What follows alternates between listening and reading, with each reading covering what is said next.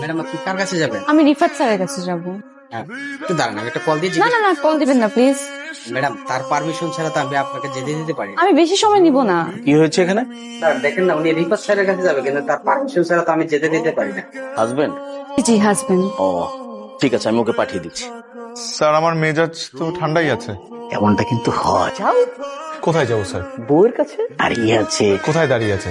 অফিসের নিচে যাও, তোমার বউকে সরিটা বলে আমাকে এসে থ্যাঙ্কস দাও। যাও যাও, যাও, যাও। স্যার আমি কার বউকে সরি বলবো? যাও যাও, এখন নিচে দাঁড়িয়ে আছো। আপনার ভুল হচ্ছে কোনো একটা স্যার। যাও না। স্যার আমি আরে বোকা ছেলে, যাও এসে কিন্তু থ্যাঙ্কস দিও। জি স্যার। কি সমস্যা আপনার? সমস্যা কি আপনার? আমাকে ফলো করতে করতে আমার অফিস পর্যন্ত চলে আসছেন, এখানে এসে সিন ক্রিয়েট করছেন কেন? প্রবলেম কি আপনার? স্যার আমি ইরা। আমি জানি আপনি এরা আমার স্টুডেন্ট ছিলেন, তাই তো? I remember everything, I remember everything. এরা কাজের জায়গা, এখানে এসে আপনি মিথ্যা কথা বলছেন, you are my wife, you not my wife. আপনার সাথে আমার কোনো ধরনের সম্পর্ক নেই, আপনি আমার স্টুডেন্ট ছিলেন, দ্যাটস ইট। আমার ক্ষতি করার চেষ্টা করেছিলেন, এখনো আবার ক্ষতি করার চেষ্টা করছেন। ওয়াই? আমি আপনার সাথে কোনো অন্যায় করেছি? কোনো কুপ্রস্তাব দিয়েছিলাম আপনাকে? না, দেইনি। কিন্তু আপনি উল্টা আমার ক্ষতি করার চেষ্টা করেছেন।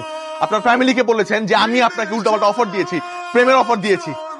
আমার শুনতে হয়েছে আপনার মায়ের কাছ থেকে যে আমার ফ্যামিলি খারাপ, আমার বাবা মা খারাপ। সেদিন আমি কিচ্ছু বলি না, শুধুমাত্র আপনার দিকে তাকিয়ে, কারণ আমার মনে হচ্ছে আপনি ছোট মানুষ, আপনি হয়তো বা না বুঝে এই কাজটা করে ফেলেছেন। Not any more. আমি এটা ছেড়ে আসছি, এখন আমি একটা নতুন লাইফ লিড করছি। প্লিজ এখানে আমাকে ডিস্টার্ব করবেন না, ওকে? দয়া করে আপনার এই চেহারাটা আমাকে কখনো আর দেখাবেন না, মনে থাকে।